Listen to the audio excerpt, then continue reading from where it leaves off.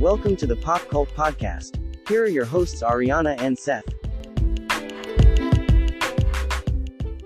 This is the Pop Cult Podcast. I'm Seth. I'm Ariana.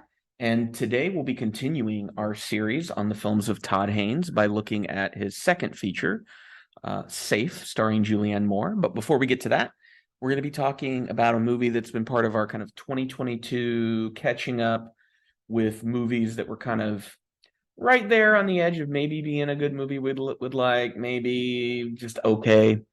And we're going to be doing that with The House, which is an stop motion animated horror anthology from Netflix that dropped last year. It is made up of 3 separate stories. They're all linked to this one particular house, so the house is in different locations as the story goes on, and more thematic than they are narrative linked. So, Ariana, what did you think of The House? I think, unfortunately, it ended extremely weak for me after such a strong beginning. Yep, exactly. It held so much promise, and then you get to the last story and you're like, that's not a horror story unless you're talking about the environment without talking about the environment. But it didn't hold up. I totally agree. I think the first short, and we'll get into more detail, of course, about each one. The first short, absolutely fantastic. Like, knocked it out of the park. Horror perfection. Second one, still very good. A very good, like, psychological horror story that ended in a really creepy and unnervy way. And you're exactly right. When we get to that last one, it was so tonally different than everything else. It wasn't a horror story. It was like a magic realist fantasy sort of thing. Yeah, it felt like it was more geared towards children versus the first one. I could maybe like hesitate to show a child unless I would too have creepy. to like too creepy. make sure that they're emotionally okay after displaying that. So we'll talk about the first one. The titles of each short make up a poem, which reads, "And heard within a lie is spun, then lost is truth that can't be won.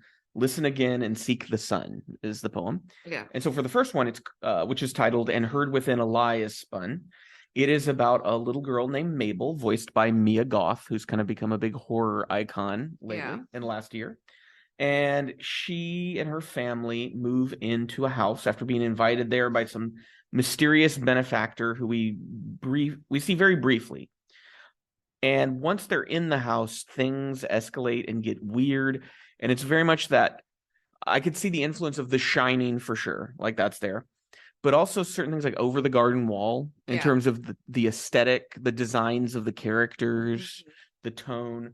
I was wondering if there was anything else, because I remember when we watched it, we kind of felt like there were some things being maybe like The Witch, Robert Eggers, kind of, where it's horror, but we don't really get a direct, explicit explanation. It's visual, and you have to infer a lot of things. Yeah. But and it's also where it's not important how this is happening. It's just that it is happening. Yeah. And these people need to deal with it. So what did you think of the first short in The House? I thought it was very well done. I thought aesthetically it was completely different from anything that I've seen in a long while. And it managed to be creepy and unsettling and unnerving in so many aspects, because there's so many questions that are left unanswered. And there's only like peaks of people's faces or movement that's going on.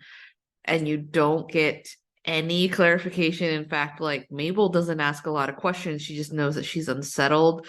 There's a point where she's trapped upstairs with her baby sister, unable to really get downstairs. And you could feel like the panic settling into them, and like the snickering from the people around the house that we don't get a clear like idea of who they are. Sometimes it's like they're just like mysterious workmen that are just there all the time.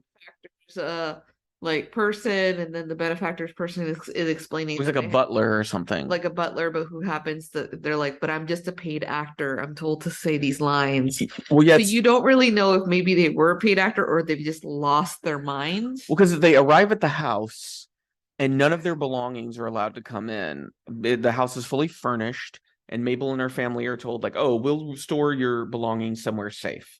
Because previously they've been living very much in poverty, struggling. The father is feeling a lot of shame because he comes from a family that has wealth. And, his father kind of had similar issues with money. And so this is an opportunity for the family to at least live in a nice place. But almost as soon as, it's by the very next day that they moved in, there's already renovations going on where they removed the staircase, like you were saying, to upstairs. And now there's a hole in the middle of the floor of a room with a ladder that you're meant to climb down. And so the whole theme of it for me was disorientation. Yeah. Of being unable to understand where you are at any given moment. And then they keep building the exterior of the house out, which is one of the creepiest things that I thought, like, well, what a great, like, element of horror in this story. The other element that we were thinking about when watching this film, and now it comes to mind, is Spirited Away. Yeah, very Studio Ghibli kind of thing. Left in order to assume the role of adult and have to save themselves, kind of thing. I don't remember towards the end if she does end up saving herself, which is good. We can't spoil it because it ended on a very unnerving note. That's all I remember, is being very unsettled but smiling, because that's how I react when I find really good horror, is just, oh, it's so satisfyingly fucked up. And then, like, it was so good. Let's move to the second one. So the second one, titled Then Lost is Truth That Can't Be Won, is about a mouse voiced by Jarvis Cocker, the lead singer of the Britpop band Pulp. And he, in this world, we shift from humans in the previous one to anthropomorphic mice. So they behave like humans. They're wearing clothes. They live in houses. They're talking on cell phones. Yeah. They're using laptops. Yeah. He has, and so he apparently has bought this old house in the middle of a city and is going through renovations. He keeps calling someone who, it sounds like they're an investment partner in the renovations, or a lover. Yes. It's hard to tell. Well, I don't want to spoil, but like, that person, it plays a key part in the end of the movie, or the short. And so he's just kind of going about, we spend some time watching him do renovations. He has big plans. He's very ambitious. And then the twist comes when he discovers an small infestation of like roaches and weevils in the house. Yeah. And then goes about just kind of aggressively exterminating them. And it reminded me, there was a short in I think it was in Creepshow, the horror anthology from the 80s. I don't know if you ever saw that movie. No. And I can't remember the name of the actor, who's sort of an old character actor. And he plays this old man who has walled himself up inside his office. And it's sort of a Howard Hughesian type character who's obsessed with disease and viruses. And it involves like an infestation of roaches and bugs. So this is kind of a common trope in horror, which is why I think this one wasn't quite as strong as the first one, but still good, because it was following a formula that works. Yeah. What did you think of it overall? I thought it was okay. And I think the sad thing is, because it was the second one and then the third one was such a disappointment, it feels wobbly at best. Like, the ending was cool, I think, but it's just, it feels as if like it's not really sure of itself. I would argue that I do think it's a little more assured of itself, because of that middle section when the open house occurs, and you have the two people who've come to see that open house that refuse to leave. Yeah. And what they're meant to represent, and where the short takes that to some visually horrific extremes that are, I mean, think about that. I feel like it nails the ending. It is an unnerving, fucked up ending. I think it's because I'm so disappointed by the last one. I almost wish that the middle one was either the first one at times. I could see that, like shifting a little bit, let the first one be the last one, just move it about in order to like almost creep into the weirdness and the horror. Because each short is done by a different director. Yeah. And it's interesting, because I wouldn't have guessed that, because they do feel aesthetically similar. There's certain design choices that are different, but in terms of like the stop motion animation, it didn't feel like wildly different techniques were being used. Yeah, it doesn't feel too much unless you start like thinking about the lighting. Because the And lighting in the pacing of the first short story, is yeah. incredibly And it's good. very dark in comparison to the second one yeah. that has more daylight in it. It has a little bit more brightness, and there's a When reason it's also for that set in the because modern yeah, world too. and there's a reason for that because it's sort of like you said, it's set in a modern world. He's trying to also sell the house. So by selling the house, he needs to present it in the best way possible.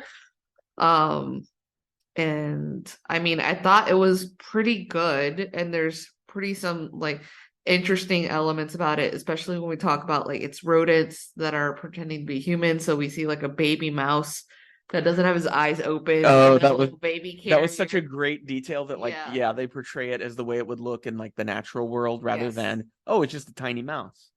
The second one I feel like is very classic horror, like Mhm. Twilight Zone kind of horror. Yeah.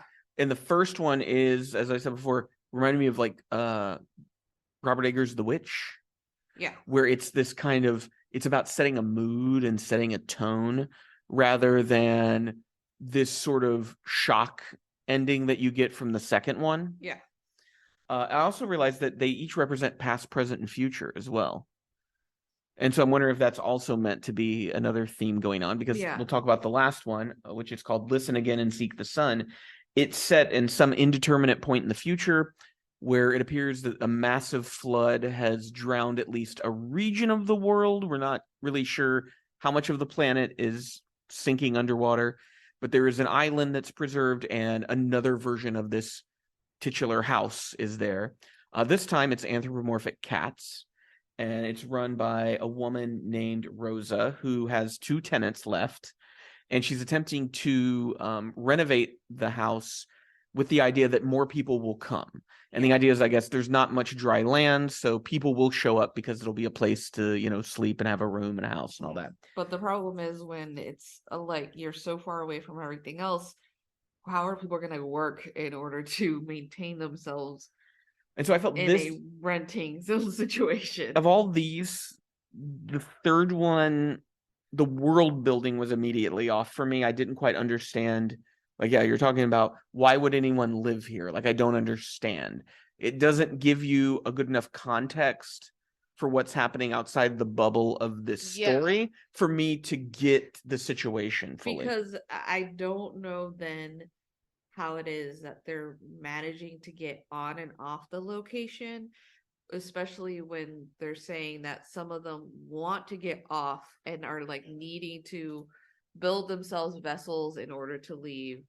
Then how are you retrieving the materials? Like, how are you retrieving different things? And then how can you then ask for people to pay you in money if you know they can't leave? What's very dreamlike, the last one. And I don't necessarily have an aversion to things that are like that. I mean, I'm a big David Lynch fan. Yeah. But it felt like a bad indie visual novel. Like, if I'm going to describe it as something. It was trying to be like an adult version of James and the Giant Peach of sorts. Like, well, I would say there's a certain kind of video game that's coming out now that is very like Life is Strange. I know you haven't played it, and I've never played it, but I have certainly like watched videos and reviews about it. And it just seems like the kind of thing I wouldn't like, because it presents its world in a certain way that, I mean, yeah, there's elements of sort of millennial Zoomer stuff in it, but for some reason that's not appealing to me in the context of these kinds of stories, where the first short in the house, because it's set in a time and place I'm unfamiliar with, that somehow enhances the horror as it's presented, because these people don't have modern protections or a way out. And the way the characters talk in that third short, I didn't find myself liking any of those characters, caring about the situation. Like, I completely checked out with that one. Yeah, and I think it also, because we didn't have really an explanation of what was occurring and why was there a flood and how it is that people are getting the certain things. It's supposed to, I felt as if it was supposed to be like to give up on this control on something as if like that would be your ultimate happiness. Because Rosa is constantly like, once I fix this house up the way it's supposed to look, it'll be perfect. I will have so many tenants, it'll be beautiful, and life would be great. Which is something that like we've talked about, that's like feels a lot of times like it's an impossibility when you become an adult, that you set a focus to finish a task thinking that this will bring you the ultimate happiness, not understanding that eventually something will swoop in and like either if you accomplish the task or not, you will never feel as fulfilled as you think you're going to be. And everyone else around her is sort of like, you need to let go. And because she's so focused on it, she is not communicating with everyone around her. She's not getting to know them as she should, or she's not paying attention to the struggles that they're going through. Because the two tenants that she has aren't able to pay her in cash. One of them is like, he's like pays her in fishes, fish, yeah. but she didn't know that, for example, he drew. And so she feels guilty at the end that she just treated him in a certain way. And then her other tenant, who is supposed to be sort of like like a new agey hippie kind of thing, mythical type of person, and voiced by Helena Bonham Carter. Fuck her. Yeah, who's a transphobe, yes. And it's like, it's supposed to be like how she had a garden, and that was how she was feeding Rosa, by inviting her to eat and was paying her in crystals. And Rosa's increasingly frustrated, only for their last meal together. Like her tenant is like, well, the garden is now flooded, and so there will be nothing to eat, so I will be leaving because there's nothing tying me here anymore. And like, it's this thing of like, it would have been a little bit more impactful in some ways had we really got to know the world better, but we're just supposed to be seeing it through Rosa's eyes, but we can't really connect to her. Like if I had seen this as a short film in its own context, separated from anything else, I probably would have enjoyed it more. But in the context of this anthology that's selling itself as a horror anthology, it just doesn't work at all. Yeah, and it's also like this, I think it was essentially talking about the environment without talking about the environment. Yeah. It was winking at us, and because it was winking at us, we can't really feel connected to it. And it doesn't make the fact that the world is sinking feel scarier than it should, and it should. Yeah, it didn't feel like there was any peril in the situation. No, it was just which is what the dreamlike thing. It just felt like, is this really happening, or is this supposed to be like a world where, like, what are the rules here? Like, I never really understood. Yeah, especially like when one of the tenants invites a friend over to stay with them. And like, where is he when he's not here? Like, how did he get there if they're talking about later how hard it is to get out of there? So yeah, it's one of those where like, is this supposed to be that we're inside someone's head? Yeah. And maybe make that a little more clear. What do you think of the idea of horror anthology movies in general? I feel a lot of times I do get really disappointed with them. There's always like a few good ones, but I've never seen one where I'm like, I loved every single thing in this. A lot of times I feel like I just get really bored. And then there's like some clever ideas, but then I think to myself, that could have been better this way, which is easy to say because I didn't like write, produce, shoot. And like, but so like in terms of satisfying stories, you can tell what's satisfying. Yeah, and I think a lot of times you are left unsatisfied because a lot of times what happens is what happened to this one, they put the very best at the beginning, and there's also supposed to be like one of the best at the end. A lot of times I feel like they don't end up even putting the good ones at the end. They're kind of like, just give up. It's almost as if they're just like, wow, we're glad you're still watching this. Here's this. And you're kind of like we were saying, the third one would have been perfectly fine had it been a short film that we watched by itself, because there's some technical aspects about it, like when she drops into the water and like how it looks on her. Well, and it's water in stop motion because it's real water, right? Like that's what it sure looked like, real water. And that I kept trying to figure out how they did that, because how do you do water in stop motion and it not look really weird?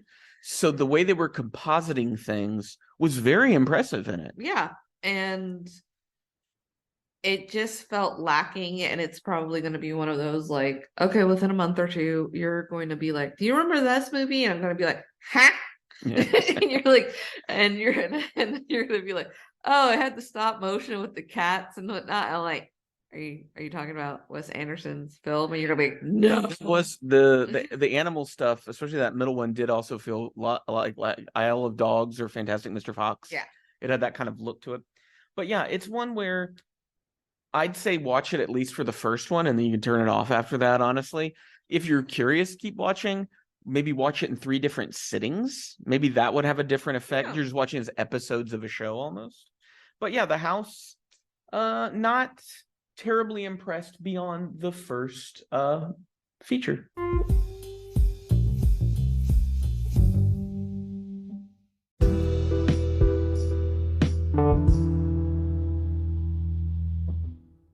So we're back, and we'll be talking about Todd Haynes' second feature film, Safe. It was released in 1995, both written and directed by Haynes, which I think most of his work is that way. Starring Julianne Moore as a woman named Carol. She is a housewife in California. While the film came out in 95, it's set in 1987.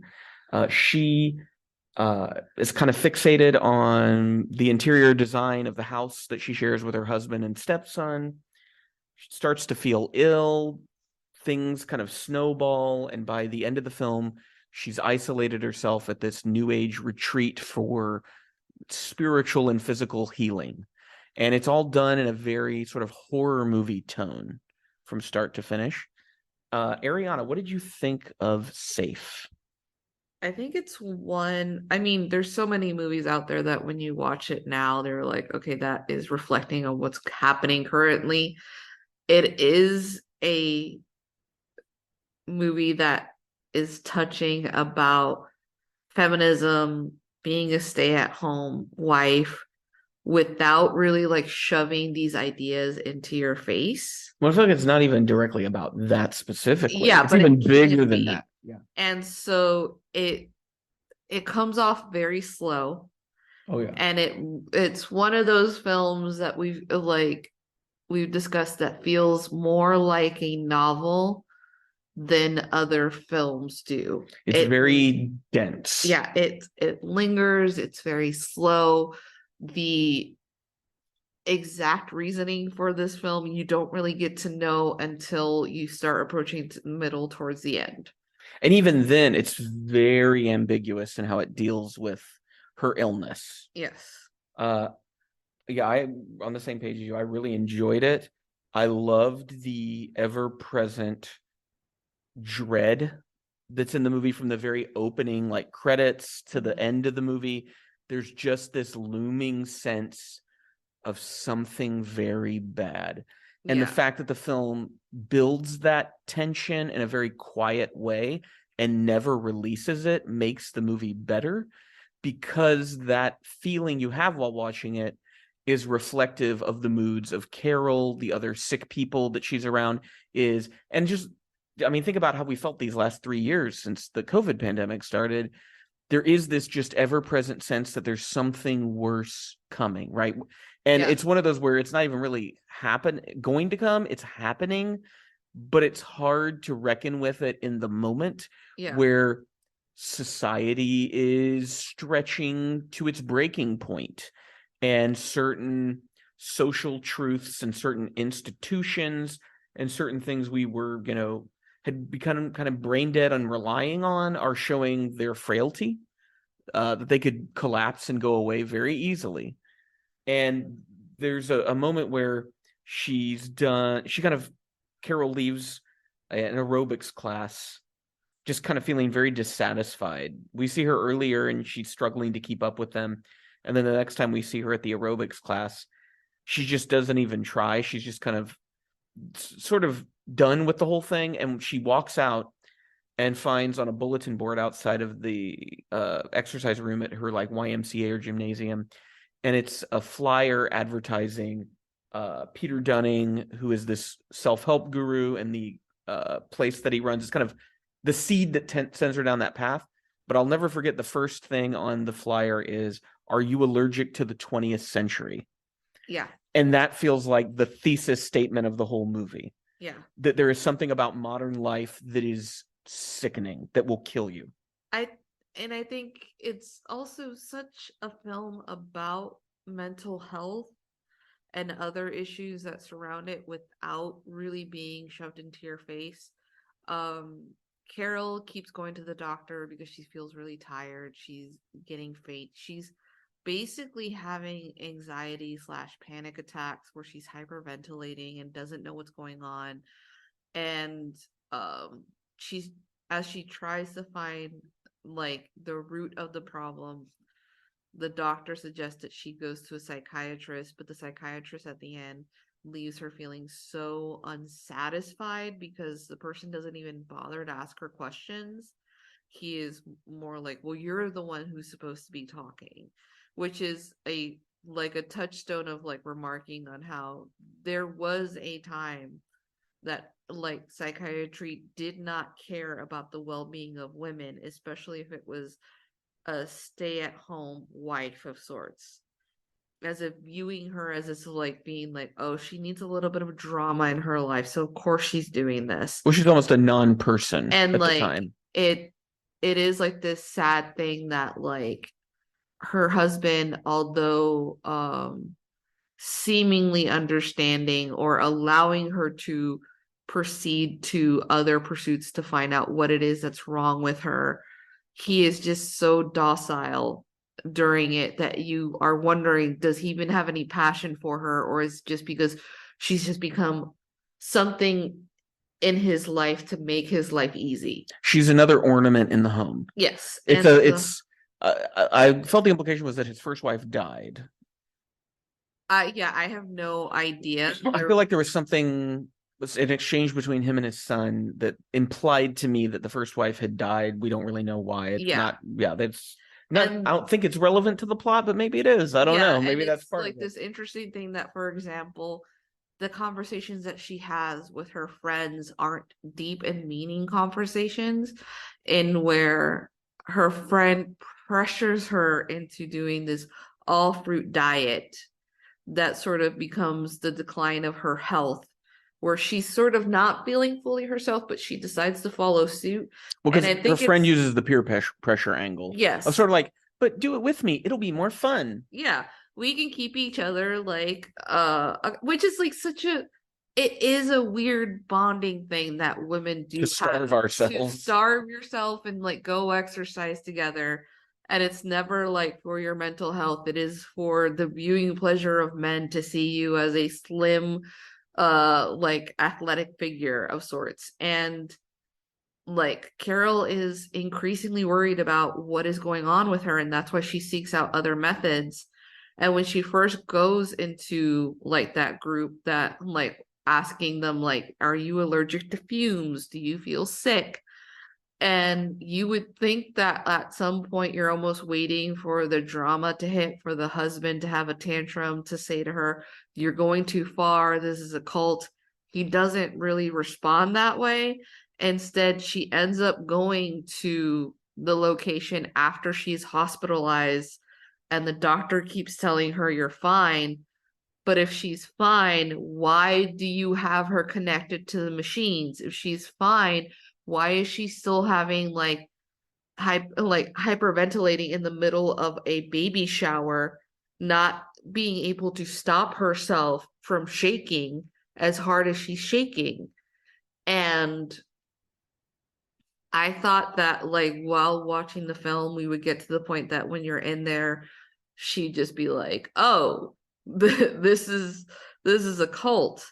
And there are times that you kind of like worry and are concerned as you're watching it, only to realize like, oh, these people are genuine. But it still is a cult. Yeah. There's still a male patriarchal figure telling them what to do. But it is the moment when he starts asking them, when was the point that you got sick to everyone else?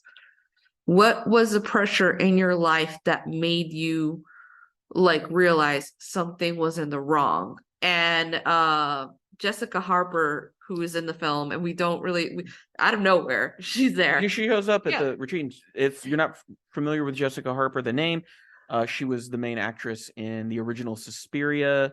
She has been a character. She popped up in Minority Report, I know, in the Suspiria remake. Really good, and especially in this film, I think she has like 2 scenes and like nails both scenes. And so good.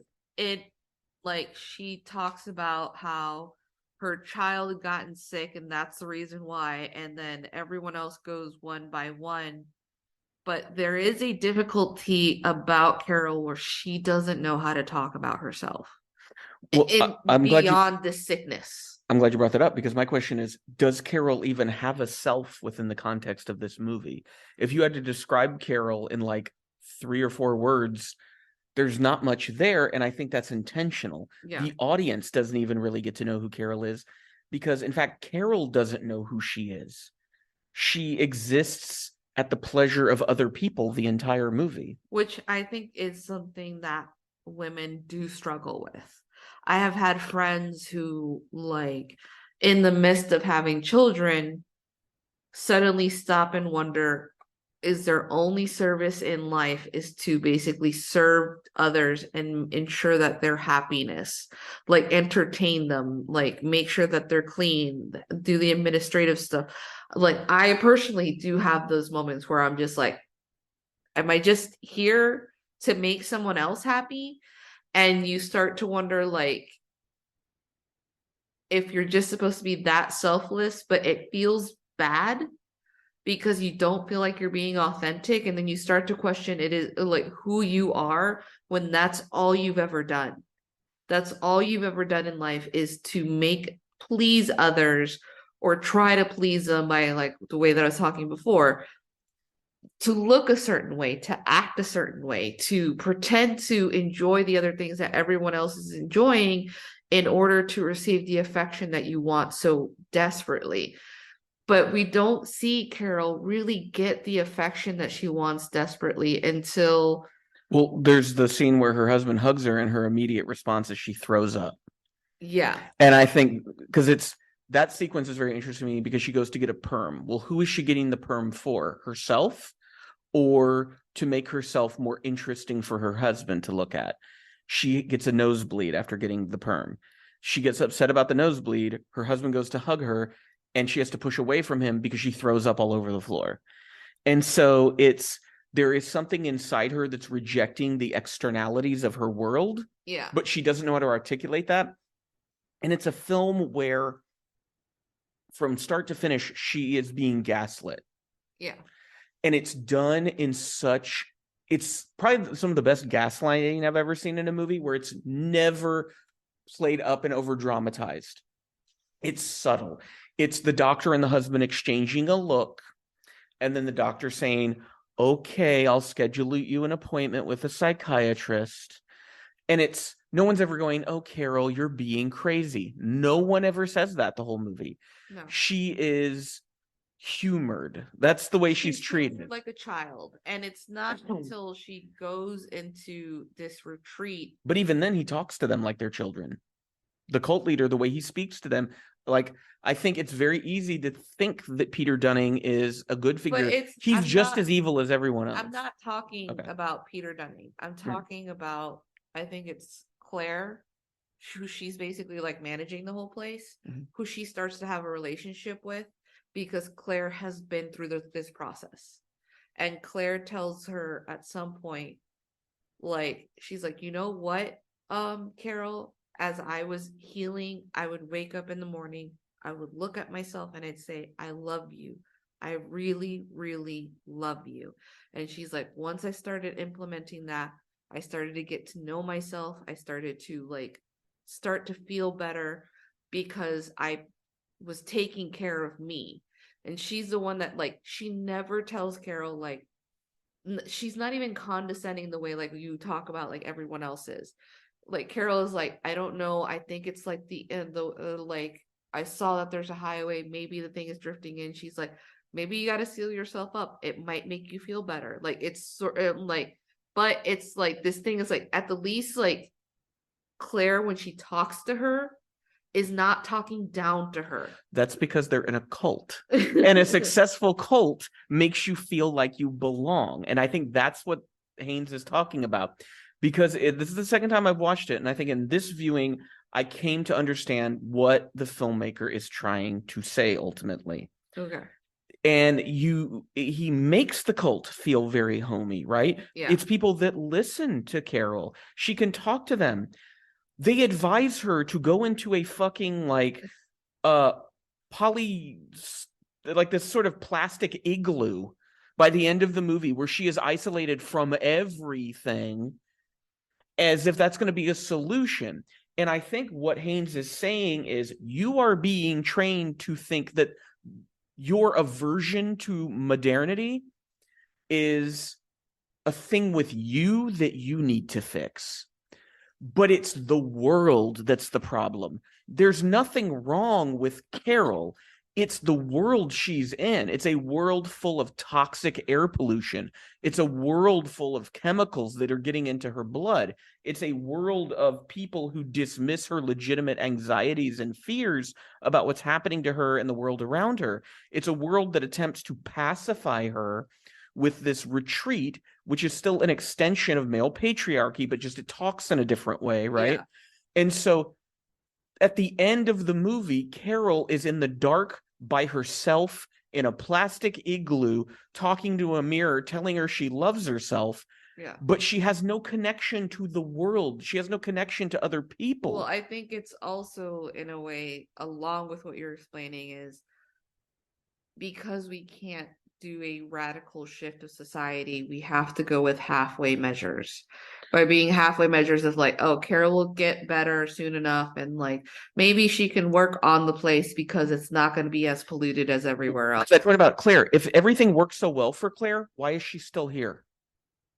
If it's working so well for all these people, why are they still at the retreat? It's because it's not doing anything. It's a placebo. And then also, okay, so Carol's cured. What does she do? Go back to her house with the husband and the stepson and back to her suffocating life? Yeah. Like, no, it's the solution is never going to lie within Carol. It's going to rely in how she interacts with that world. Yeah. And what she has to do is disengage from the parts of the world that she dislikes or speak up against the parts of the world that she sees as harmful. Yeah. But she is so embryonic in her journey. Like she hasn't begun to form that part of herself yet. It's just beginning. And the film doesn't really point in a hopeful way that that's ever going to happen. Yeah. She keeps withdrawing. She withdrew from the world into the big mansion. Then she withdrew from the mansion to the retreat. And then she withdrew from the retreat to this igloo. Where do you go now? And now they're telling you have to go inside. You have to tell yourself you love you. So she's just going to become even further withdrawn from a world that she should be able to engage with and not have to fear. Well, I think it's just almost as if, like, in a way, it's like towards the end of the film, whether we like it or not, this is rock bottom. Yeah. And like she it's gets almost worse as if as like it goes the on. rock bottom is like there's only like there could be like little goals that she'll achieve, but however, like the sadness is like no one is taking her seriously. Exactly. And no one, even when they do, she finds people that are aligned with her. It just feels as if like her reasons for retreating into this or feeling this way aren't valid because everyone else suffering is so big. When she's also under constant surveillance when she's at the retreat. Yeah. Like everything she does is constantly monitored. And so either it be like it's not like so much head up, it's like you have the neighbors. If she's gonna do a cooking thing, you have the dude in the ski mask stumbling around the retreat constantly, day and night, this creepy figure in the distance. I think at some point that image, it feels there's an image of him once more, and this is after like he had probably passed away. Mm-hmm. And it is supposed to be like this shared thing between her and the wife of the deceased, seeing him like a ghost that's going to be haunting them for the rest of their lives because that is the possible future that Carol could go into if she doesn't remedy herself, and that is the future that the deceased's wife is probably going to go to because she lost the most important person to her. Well, because and then the disease itself becomes like the mansion. She lives inside the mansion and spends all her time and energy thinking about how best to design the mansion, right? By the end of the movie, she's replaced the mansion with her own psyche. And now, how do I rebuild and redesign myself to make myself more appealing and beautiful? When it's like, who are you trying to cure yourself for? Are you trying to cure yourself for you? Or are you trying to cure yourself for your husband, this shitty little stepson you have, for the head of the cult who you want to impress and make happy? Like, and like I was saying before, there's such a lack of what Carol wants and who Carol is, and that is very intentional. And I think I saw someone make the comment that Haynes is able to convey the queer experience through the story of a cis straight white woman in a remarkable way of being part of a society yet never feeling like you are a part of it. And because I mean, in a way, this could be a metaphor for being gay. She literally goes to a retreat to cure herself, right? Yeah, she could be like a lesbian, Yeah, a closeted lesbian who doesn't like. Because, I mean, her name is Carol, and we have Todd Haynes made another movie many years later called Carol about a lesbian woman who is repressed. So this is like and all his movies are very queer. Yeah. And this is one that I think a lot of people maybe don't necessarily pick up on it, but it is. It's about knowing you're a part of a world, but not feeling you're a part of it. Yeah. And what do you do with that? And she thinks it's her. She's the problem. And everyone's telling her she's the problem, right? It's either in her head or there's something wrong with her body. It's never, well, what has the world done to her to make her like this? Yeah, especially when you think that like she's doing that thing what people call covering, which is a lot like masking. When covering is you're pretending to be as normal as possible. And nobody is maybe considering like the weight that puts upon herself by pretending to be this person. And like even the little bit that we get to know about Carol when she's like talking with the psychiatrist, he doesn't ask her about her interests. He doesn't ask her about her friends. She's just sort of like, oh, I came from Texas. I've always been normal. Like I had a good upbringing. It's all generic responses. Yeah, generic responses. So nobody bothers to know her on a deeper level. And any of the times that the husband is upset is because there isn't an exchange of sex going on. Mm-hmm. He is more upset at the fact that she is unable to like allow him entrance into her body, and her body that she just feels like that's an alien force to her that she can't control anymore. And he is only like, he's willing to do this in order to not be viewed as a bad husband. And it's just like, it's a complex movie because we could probably end up just talking the whole afternoon. Oh yeah. I mean, it's probably one of the most relevant films about the 21st century that was made in the 20th century. Yeah. Because it's the same problems at the end of the 20th century just followed us into this one. There is a very interesting duality where we have a scene when she's still back at home and she comes outside and is standing in her front yard, like in the flowers, crying to herself. And like a police car comes by and asks if she's okay. And she's like, yeah. That scene kind of gets a repetition when she's at the retreat. There's a scene where she's by herself outside in the dark and she starts crying by herself. And I think there's something in that the only moments we see where Carol truly reveals the pain she's feeling is in isolation. But she's also in the world. She's not inside a building when she does those things. Yeah. And so it's for her to become the person that she is, to even begin to discover that, she has to disconnect herself from the strictures of the modern world, these things that are holding her inside, that she's being curated within. Yeah. And so that's why that ending is so bleak and hopeless for me, because she's in the worst of all the spaces she's been in so far. Just there's not even a space she's sharing with other people, right? Mm-hmm. When she's in the retreat, she at least has, her back patio where there's, a screened in, porch, and she can see people and they come over and they interact. But like by the end, she's in total isolation, and it's absolutely heartbreaking to see what happens to her. And it's by choice. Yeah. But that's where you go. Is it by choice?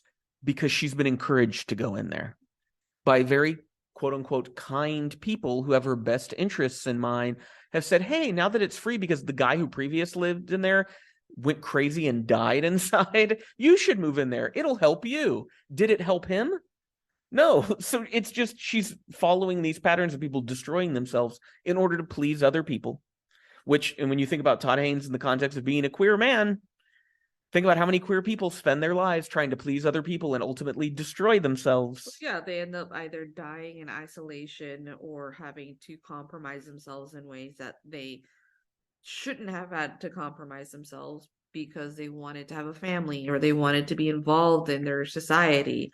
When I think in Studying in 87 puts it at kind of when AIDS was just completely going off the rails in the Reagan administration, I don't know if they had decided to do something by that point, 6 years into it.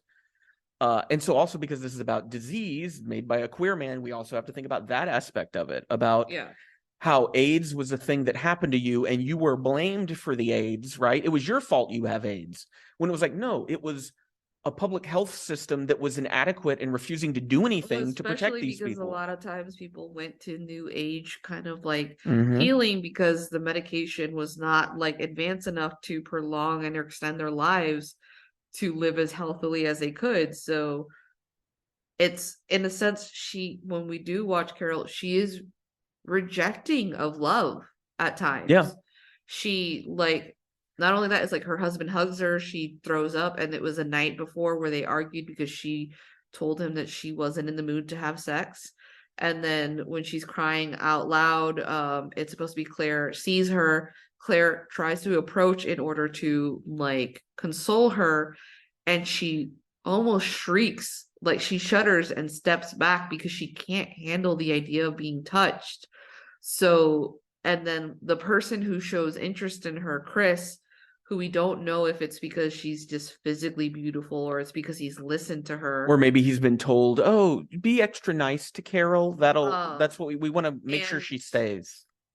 Is the one that kind of encourages her to do a speech, which lands flat because she doesn't know herself well enough to. It's so incoherent. Yeah, and isn't able to express herself as she wishes. But there's like a seed of something in it. Yeah. He lingers about, and he is clever enough to not reach out and touch her or do anything. But as they say goodbye, she's locked herself away from the rest of society. Yeah, and so it's like, it is a decision that even though maybe she could have had a healthy, good love from this person, she can't handle even the physical touch anymore because she feels diseased. Yeah. And she doesn't want to spread it. And I'd say it's a movie that hits harder now, I think. I mean, I'm sure it hit hard in 95.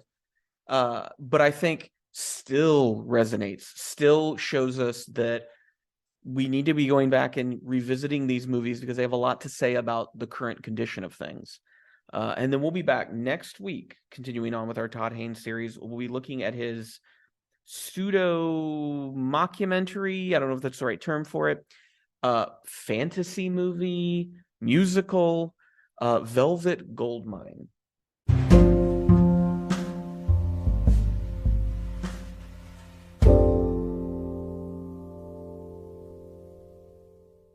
Well, before we leave, we'd like to do our pop cult moment. So this is just one thing from each of us that we read, watched, listened to, played in the last week that really resonated with us, and we just want to kind of share with the audience. So Ariana, what was something from your week that's your pop cult moment?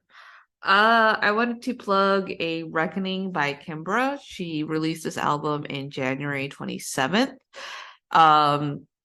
Her style is considered like alt pop. Where would people have possibly heard her from? Somebody that you used to know by Gautier. Yeah. She's the female singer in that Yes, song. and of course she has other albums. This one I'm excited for because it's a self-released album. She's no longer working with Warner Brothers Music, so this is something that is completely her own. More creative freedom. More creative freedom, also probably meaning that she gets more of the money into her own pocket versus the way that record deals go. Well, she doesn't have to worry about her album getting canceled at the last minute after she's recorded it by Warner. Yeah, which has happened with other people. So just in case of those who want to know a little bit more information, she is a New Zealand singer-songwriter.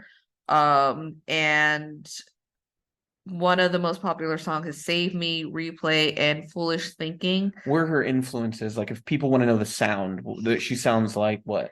I don't really think I can compare her to anyone else when it comes to 90s. She has a lot of 90s R&B, and like old hip hop kind of sound, which was something that she did in her previous album, but now it's like really settled in. So to those interesting, you can stream it on Spotify, you can check it on YouTube, or just purchase the album. For me, I recently read a comic book from back in 1989 that I've been aware of, but I never really sat down and read it. And it was incredibly good. It's Hawk World. It was a 3-issue limited series written and drawn by Timothy Truman. And this was part of DC Comics' attempt to reboot Hawkman in the years that followed the Crisis on Infinite Earths, that kind of reset the timeline for the DC universe. And this one really stuck out to me just because of how mature the story was without feeling that it was being unnecessarily edgy or violent. In the comic, it follows Qatar Hall, who is a young police officer on the planet Thanagar. Their police are called wingmen, and they wear what is essentially the Hawkman uniform. And he is the child of a privileged family. His father, Paran Qatar, is like the chief scientist of the planet. And the thing that sets apart Thanagar is that it is a highly socially and economically stratified community. It's built vertically. There's one small continent on the whole planet, and everyone lives there. So they had to build up. So the rich people live at the top. They are also an imperialistic culture, so they've conquered and brought back lots of other species to work for them. They all live at the bottom. And so it's a story of a privileged young man whose father has always had sympathies for those people at the bottom, reckoning with how fucked up the system is that he lives in. It's about disillusionment. It's about watching people you love die. It's about watching evil win. And it is such a great like superhero origin story in that he doesn't become Hawkman until like the last pages of the comic. And then there, of course, there was a spinoff ongoing series that Truman wrote on, I think, for a small bit. But this is such a great, you can read all 3 issues. You never have to read anything before or after. You're going to get the whole story right here. And it resonates really strongly. It's a very anti-police story about how the police are essentially the brutalizing arm of imperialism in a domestic setting, and that people we perceive as villains and terrorists in certain settings often are not when you shift your perspective and begin to see the world from theirs. But yeah, I highly recommend Hawk World by Tim Truman. Well, that was the Pop Cult Podcast for this week. Thank you for listening. If you want to continue to hear and read what we have to say about television, movies, all kinds of media, you can check out our website, popcult.blog. There is a link in the show notes along with other relevant links. And make sure that you subscribe to be notified when new episodes are up wherever it is you listen to podcasts. If you do visit popcult.blog, we're currently doing a comedy masterworks series where we're looking at films from the 1930s up to the end of the 90s and looking at those films that stand out as great comedies. In the coming week, we've got some really good ones we're going to be reviewing. The Graduate, The Out-of-Towners, and Young Frankenstein coming in this next week. All 3 movies that I know we highly enjoyed. And we think that you will enjoy our thoughts in those reviews. If you enjoy what we do here and on the website, we would like you to think about supporting us on Patreon. We've got different reward levels. We've got some goals we're trying to reach. And we want to thank our patrons, Becca and Matt. They both donate at the $10 writers room level. You donate at that level, you get to pick a movie every week. We watch it, I review it. You can add your own comments to the review if you'd like. And all kinds of other things on there. We also have some exclusive patron-only podcasts. We're currently doing a series called The Pitch, which is kind of a comedy-ish, improv-ish thing we're doing, where Ariana talks to me about shows that she's watched on her own that I'm not necessarily interested in. Maybe she'll get me interested by pitching them to me. And so she kind of talks about those. We have some fun. It's very lighthearted. We've got plans for other patron-exclusive podcast miniseries coming soon. So until next time, keep listening.